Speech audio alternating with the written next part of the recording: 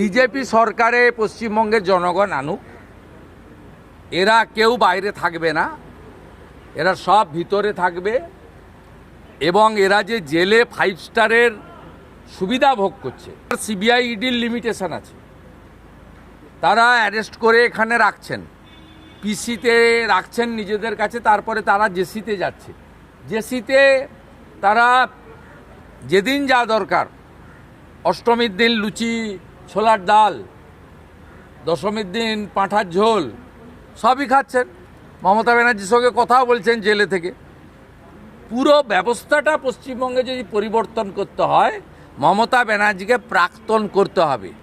বিজেপির যে সরকার আগামী দিনে মানুষ আনতে চলেছে এপ্রিল মাসে, সেই সরকার এখানকার পুলিশ সিআইডিকে দিয়ে, দক্ষ পুলিশ আধিকারিকদেরকে কোনো রকম হস্তক্ষেপ ছাড়াই এই চোরেদের একেবারে মূলোৎপাটনের কাজ করবে, যাতে ছিন্নমূলের শিকড়টাও কোথাও না থাকে, পার্মানেন্ট সলিউশন করে দেবে।